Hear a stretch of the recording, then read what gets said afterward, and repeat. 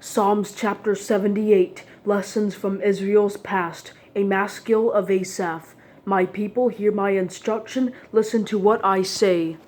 I will declare wise sayings, I will speak mysteries from the past. Things we have heard and known, and that our fathers have passed down to us. We must not hide them from their children, but must tell a future generation the praises of the Lord, his might, and the wonderful works he has performed. He established a testimony in Jacob and set up a law in Israel, which he commanded our fathers to teach to their children, so that a future generation, children yet to be born, might know. They were to rise and tell their children, so that they might put their confidence in God and not forget God's works, but keep his commands.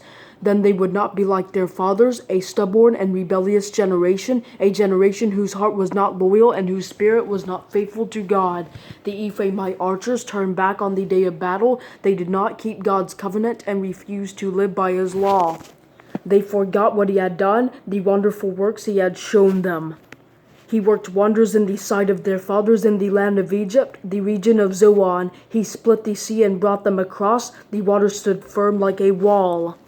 He led them with a cloud by day and with a fiery light throughout the night. He split rocks in the wilderness and gave them drink as abundant as the depths. He brought streams out of the stone and made water flow down like rivers, but they continued to sin against him, rebelling in the desert against the Most High. They deliberately tested God, demanding the food they craved. They spoke against God, saying, "Is God able to provide food in the wilderness?" Look, he struck the rock and water gushed out, torrents overflowed. But can he also provide bread or furnish meat for his people? Therefore the Lord heard and became furious. Then fire broke out against Jacob and anger flared up against Israel because they did not believe God or rely on his salvation. He gave a command to the clouds above and opened the doors of heaven. He rained manna for them to eat. He gave them grain from heaven. People ate the bread of angels. He sent them an abundant supply of food. He made the east wind blow in the skies and drove the south wind by his might. He rained meat on them like dust and winged birds like the sand of the seas. He made them fall in his camp all around his tent. They ate and were completely satisfied, for he gave them what they craved.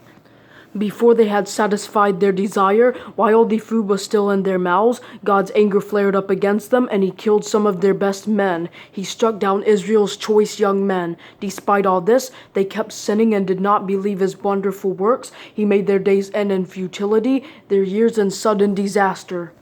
When he killed some of them, the rest began to seek him. They repented and searched for God. They remembered that God was their rock, the Most High God, their Redeemer. But they deceived him with their mouths. They lied to him with their tongues. Their hearts were insincere toward him, and they were unfaithful to his covenant. Yet he was compassionate. He atoned for their guilt and did not destroy them. He often turned his anger aside and did not unleash all his wrath. He remembered that they were only flesh, a wind that passes and does not return. How often they rebelled against him in the wilderness and grieved him in the desert. They constantly tested God and provoked the Holy One of Israel. They did not remember his power shown on the day he redeemed them from the foe, when he performed his miraculous signs in Egypt and his wonders in the region of Zoan. He turned their rivers into blood, and they could not drink from their streams. He sent among them swarms of flies, which fed on them, and frogs, which devastated them. He gave their crops to the caterpillar, and the fruit of their labor to the locust. He killed their vines with hail, and their sycamore fig trees with a flood. He handed over their livestock to hail, and their cattle to lightning bolts. He sent his burning anger against them, fury, indignation, and calamity, a band of deadly messengers. He cleared a path for his anger. He did not spare them from death, but delivered their lives to the plague. He struck all the firstborn in Egypt, the first progeny of the tents of Ham. He led his people out like sheep and guided them like a flock in the wilderness. He led them safely, and they were not afraid, but the sea covered their enemies. He brought them to his holy land, to the mountain his right hand acquired. He drove out nations before them. He apportioned their inheritance by lot and settled the tribes of Israel in their tents. But they rebelliously tested the Most High God, for they did not keep his decrees. They treacherously turned away like their fathers. They became warped like a faulty bow. They enraged him with their high places and provoked his jealousy with their carved images. God heard and became furious. He completely rejected Israel.